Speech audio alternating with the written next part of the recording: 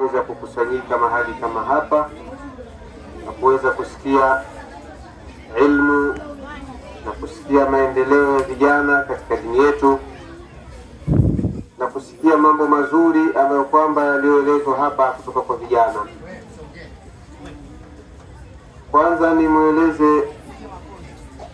nimshukuru Ustadh Muhiji Ali Jama kwa kazi kubwa nzito ambayo aliyoifanya, lakini pia kazi yake ina mafanikio makubwa tena sana. Tumesikia vijana namna walivyosoma, walivyoeleza mambo makubwa kabisa ambayo watu wengi hawayajui. Imeelezwa masala ya ndoa hapa, talaka, mwenye kuachwa talaka ya rejea, hukumu zake, matumizi vipi.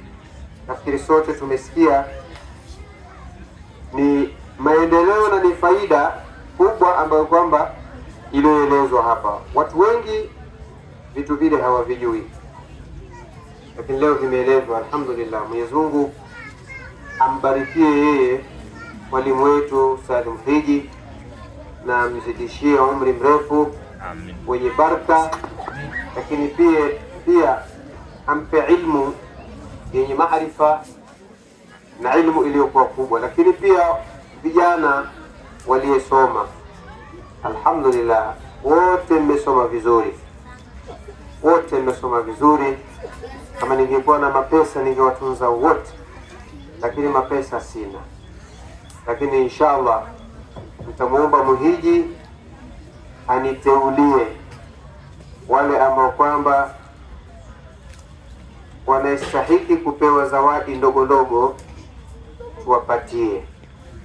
Kwanza niteulie watu watatu waliokuwa wenye bidii katika masomo, alafu aniteulie watu watatu ambaye wanayewahi darasani, wao wanakuja mwanzo, alafu aniteulie watu wengine watatu ambao wao wana nadhafa, usafi, wakija madrasa wanakuwa wako vizuri, wameandaliwa nyumbani na wazazi wao.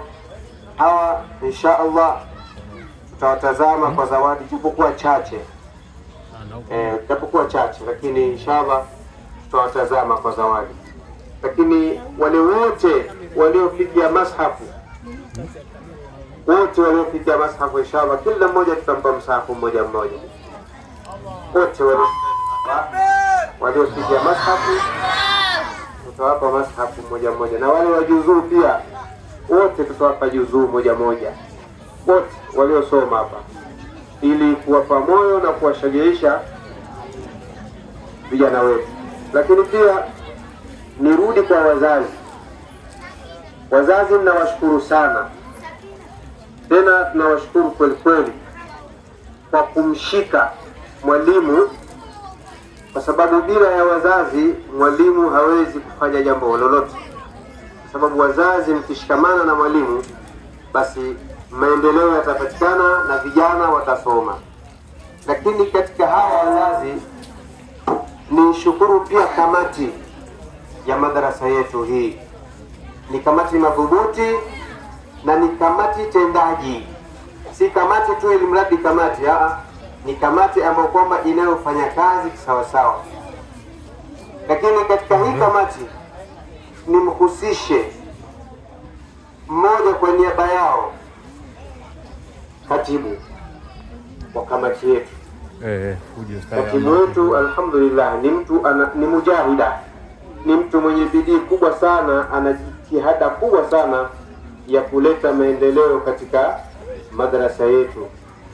Mimi toka niko hapa namfahamu, ni mtu ambaye hana mambo ya hivi, ni amenyoka na ni mtu mwenye bidii kweli.